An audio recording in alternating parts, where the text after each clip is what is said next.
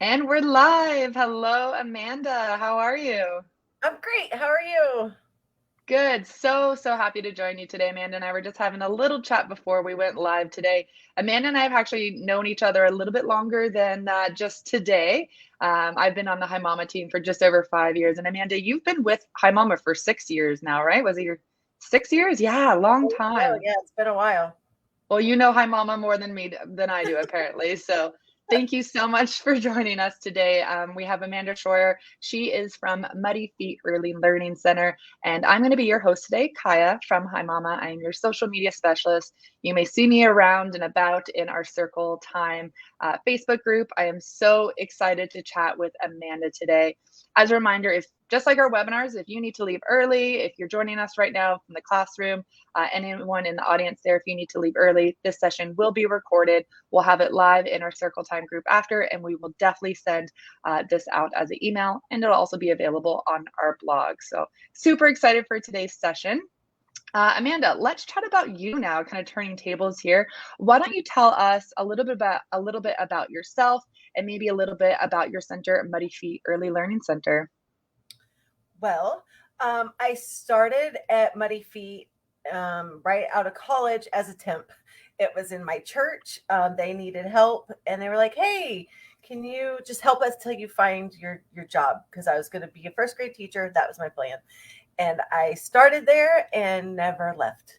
I loved it. I loved the age group. I just never thought that was something I was going to do, and then I kind of worked my way up. And then just a couple months before the pandemic hit, I took over as admin. So I don't know what it's like to run a center in a normal situation. But the Yeah, beginning of the year, we changed our name to Muddy Feet. We've been working for a few years to change our philosophy to be more play based and be more child led. So there's a lot of exciting things happening in our neck of the woods. amazing. A lot of exciting things happening for sure. I know like a lot of people have been going through a lot of challenges with the pandemic and with childcare. So good on you for sticking it out and for putting your head down and wanting to make those changes. It benefits the families and it benefits the children's and educators in the long run. Then that's so amazing. What a great story. Thank you so much for sharing. So you mentioned you became an admin for Muddy Feet right before the pandemic. Amanda, what would you say would be the most challenging part of your day then? What was something that you're like, oh, I just wish we could change this part? What would that be? Well, man, I don't know, because that's what I felt like it was okay, just getting my footing, and pandemic. Now you got to rearrange your whole way of thinking. Um, so I'm not really sure. At the time, I wasn't doing the financial part at all because I just felt like that's not something I could take on. I was trying to figure out how to get the room staffed, and then how do we handle a pandemic, and then how do we handle kids being out because their parents are working from home. So I'm not even sure what my original challenge would have been, just because it seemed like everything was suddenly a challenge. Um, yeah, so like taking on the financial part, because that's what we're talking about, like that was something I absolutely was like, I do not have the brain capacity to take this on, like hard pass on that. um so it's just every day was kind of a new challenge for a long time. Yeah, I definitely hear that. So the finances were a big issue, it seems. What in particular about the finances? Was it messy? Was it chaotic? Was it all the above? What was going on with the financial side of things for Muddy Feet? So in the case study thing, when I read it out loud, I'm like, am I that dramatic? Yes, I am that dramatic. Because math is not my thing. And the person that was doing the tuition and payroll and all that used QuickBooks. And when I would open up QuickBooks and see just a screen full of icons and numbers and things, it seriously made me panic. I'm just like, there is no way I can learn this. There is no way I can math this out. I can barely handle my own mathing on my own bank account. How am I going to run a business? Um, so it was very scary to me to even think about taking that on, just because what I knew was QuickBooks, and I did not want to do that. Yeah, my hands are sweating. I don't know if it's because we're live right now, but you just talking about math and finances and some business finance, I'm like, nope, I'm out. So that's Exactly. Like hard pass on that. Thank you. hard pass. That's definitely daunting. So, okay, so we've kind of got the villain in this story so far. Finances was definitely the villain. Tell us about your journey then with HiMama. You had already had HiMama by that point, but did you have HiMama payments? How did HiMama's payment processing kind of enter the chat? Um, we were using HiMama for the classrooms, and we were using HiMama for the staffing, like for our time cards and stuff. So we had a couple add-ons already.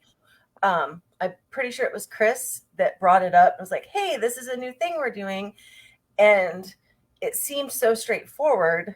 Like, okay, I can take over like from this so that the other person can kind of retire more. I can learn the new system. It doesn't seem scary. It just all seemed like just straightforward. Like, okay, this, I can handle this. That's how I felt after I, talked to him and kind of learned more about it. And it just seemed really simple.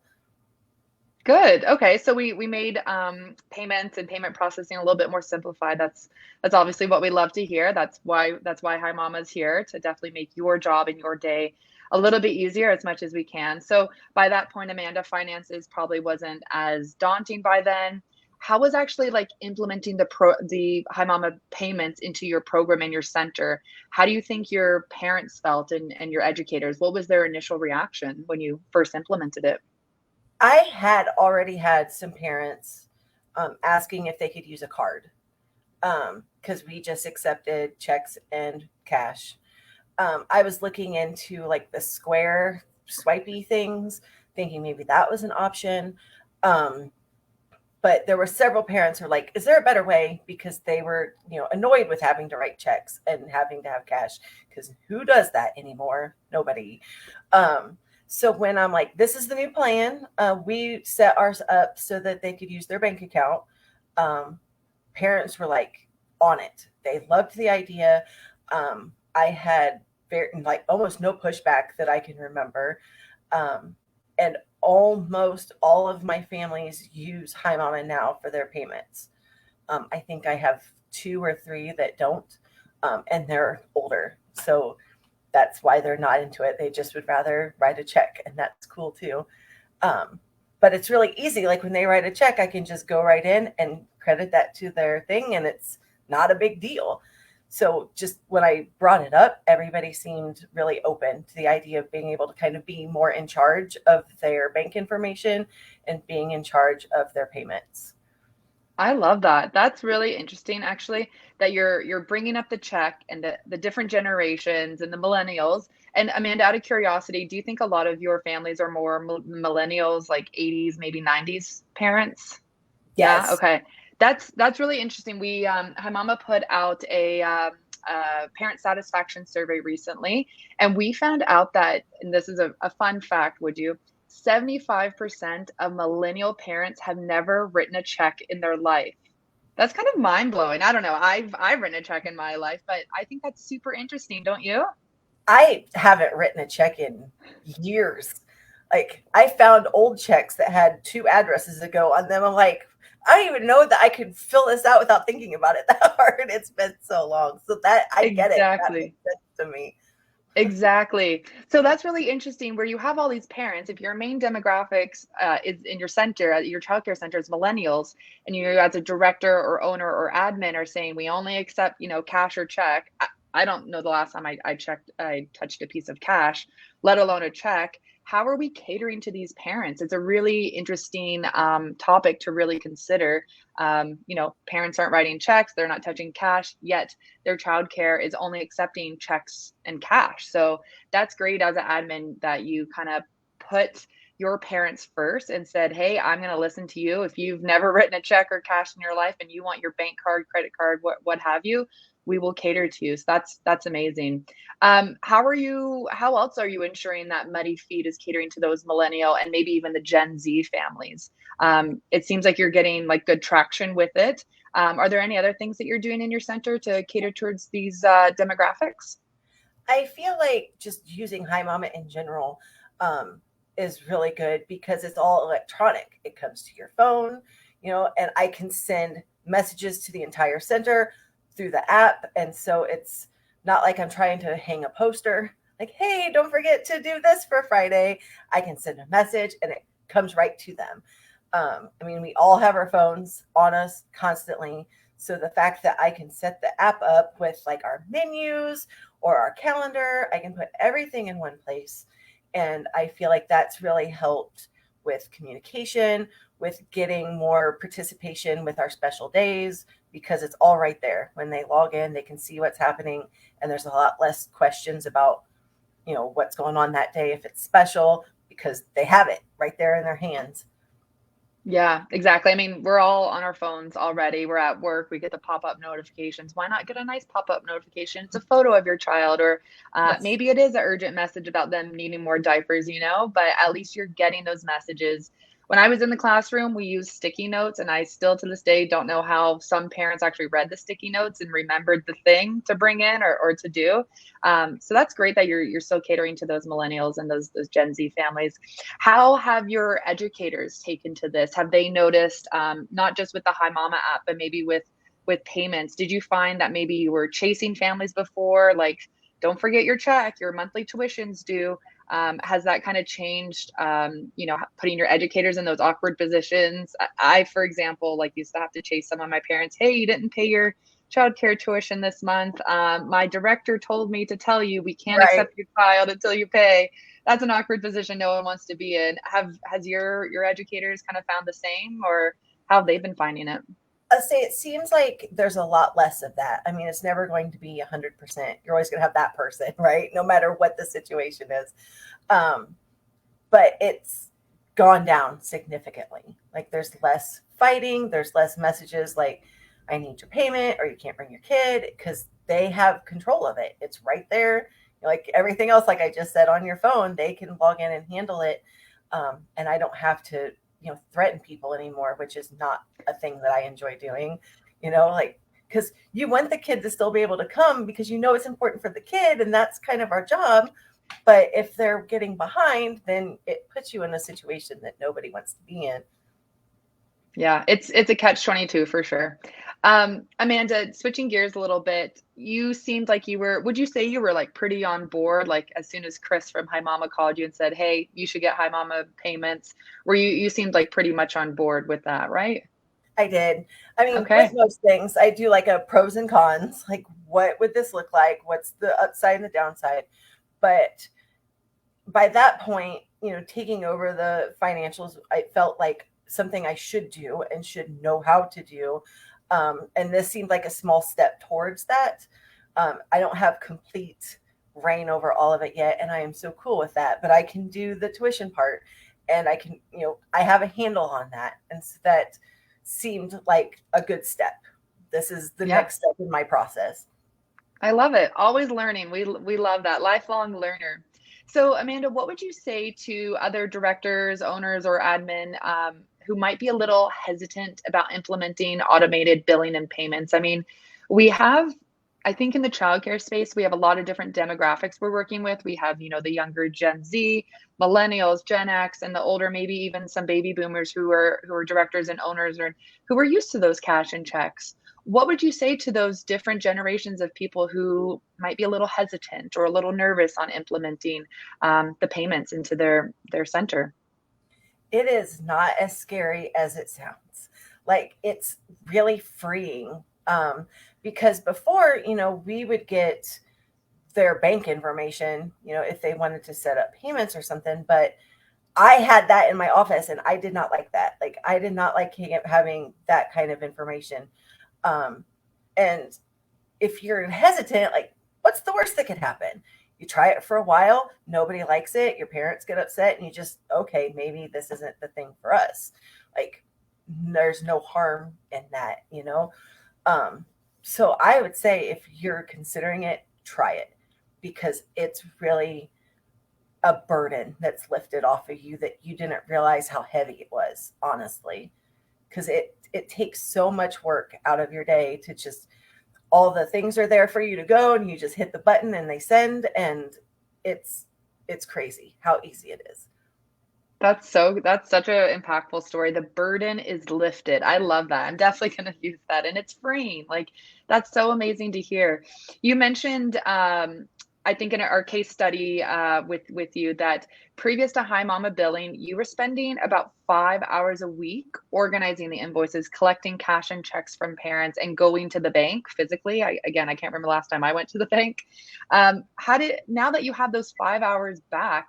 How do you feel? Like, has the time, been put into Hi Mama? Do you actually have 5 hours back? Like, what's going on there? So on my invoices generate on Tuesday mornings and I send them out. When I get to work on Tuesday, the first thing I do is that so that I don't get distracted. And like it's now Thursday afternoon and I have completely forgot. So my routine is every Tuesday and I have them sent and done in about a half an hour. Because I have All your invoice for your whole center. Yes. I have Wow. families that have like credits, so I need to go in and and add the credits to the invoice or whatever it is. But it takes me about a half an hour to get everything sent. And then I don't have to worry about it anymore. That's done. So I have time to do the ginormous list of things that a director has to do, like all the things I can't get to. I feel like it really opens up my time to get done with the big projects I want to do or to spend more time talking to the teachers. It's just, it clears my head of that because I know it's handled. I know the parents can take care of it. I know they can see it and I don't have to worry about it. That is amazing. That's really great to hear. But I am sure the bank misses you visiting them like a couple times a week. But that's that's so good. You literally have that time back to do what matters most, not only getting back to the kids, to get back to your educators and back to your families and working on those big projects. We love to hear that. That's great. Amanda, what's been the overall reaction from your families? You mentioned, a couple people are still paying by cash or check and you're catering to them, and that's phenomenal, but you are still using Hi Mama to track their payments, which is great. What was the overall reaction? Were people excited? Were they nervous? Were they confused? What would you say was the reaction from your parents? They were really excited. They were a little confused because there's a bit of a delay in the processing. Like it's taken out, but it doesn't show that it's paid yet. So they all got really nervous because we offer a pay on time bonus at our center. So if your payment is in by Friday, you get like a percentage off of your bill, right? And so their concern was they were going to lose that bonus because it wasn't showing paid instantly like it would if we debited it or whatever we were doing. But once I calmed that, like, no, you're good. That says pending, you're good. Everybody was just really impressed with it. They loved, being able to see it in the app. They could see like what they've paid. They could see their invoices. It was really well received from everybody. That's awesome. That's really good to hear. Do you mind talking a little bit maybe about your experience with onboarding Hi Mama payments into your center? I know a lot of some of our audience is curious on how that works. Like, did you just get Hi Mama payments and then kind of like a walkthrough yourself? Did you figure it out yourself? How did that work? Man, it seems like it was so long ago. I know I spent a lot of time on the phone with Chris asking 6,000 questions. Like I said, I had the pros and cons list, because we had to figure out like, what are we paying now? What would this cost us? What's the balance?